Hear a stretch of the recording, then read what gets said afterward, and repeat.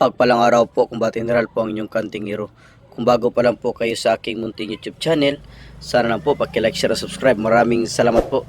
Kung inyo po napapansin ngayon mga kantingero, meron naman po tayo ikinasa na pindat mula sa baon ng niyog na walang mata. Ito ay parte lamang po ng baon ng niyog na walang mata, yung tinatawag nating anting-anting na pwede sa lahat. Ganito siya kalaki, ngunit ito ang ating tinatawag na version 2 o upgraded na po na uri. Ito yung madaming kumukuha sa atin.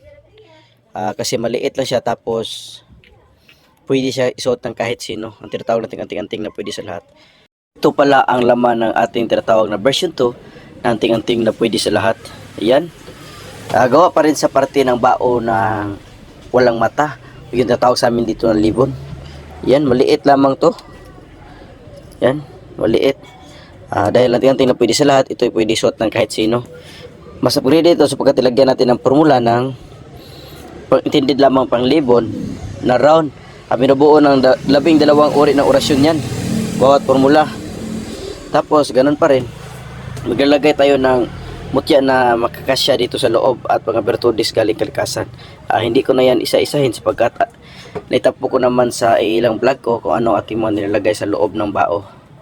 Pinapakita ko lang ay may formula na siya na tinatawag nating round combatant na depensa na at alkontra pa ang ating nilalagay sa loob nitong version 2 ng ating anting-anting na pwede sa lahat. Pakita ko na lang mamaya pag atin na yang na ikasa. At ito na nga, nailagay na nga yung mga formula. Ayan, na binubuo ng 12 uri ng mga orasyon na round at nalagyan na din ng epoxy. Pagkatapos yan ay ilalagay na lang yung mga mutya at mga bertudis galing kalikasan na hanggang sa kasya lamang nito. Ito na siya, nailagay na rin ang mga mutya at bertudis galing kalikasan. Maliit lang nga siya, ngunit punong-puno naman o siksik talaga sa laman. And makikita nyo na talagang pinuno natin ng mga mutya at bertudis galing kalikasan. Estimated ko yan ay halos abot yan ng 40 uri ng mga mutya at bertudis galing kalikasan, sapagkat sa mga kahoy paunti-unti lang ating nilagay para mga mutya at bertudis ay magkasya. Yan na po lahat ang paloob na mga mutya at bertudis galing kalikasan. Makikita talaga natin na punong-puno na po ito. At paglapat na lang yan at mamaya ipapakita ko po sa inyo pag natapos na yan.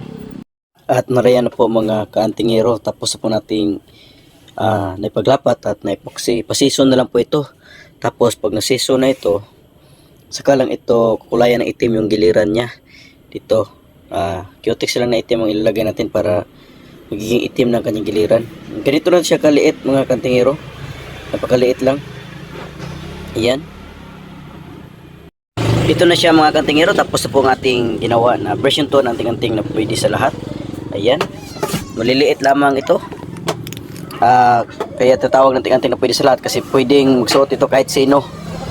Ayan, ganito na siya kaliit. Hindi siya malaki, kaya kahit mga bata pwede magsuot nito. Ayan o. Ito po ang ating pinakita ngayon, ang version 2 ng ating tinatawag na anting-anting na pwede sa lahat. Gawa mula sa parte ng libon na bao o yung tinatawag na niyog na walang mata, na nilagyan natin ng formula ng round formula. Tapos may halos 4 na pong mga mutya at bertudis galing kalikasan. Ayan po lahat ating nagawa.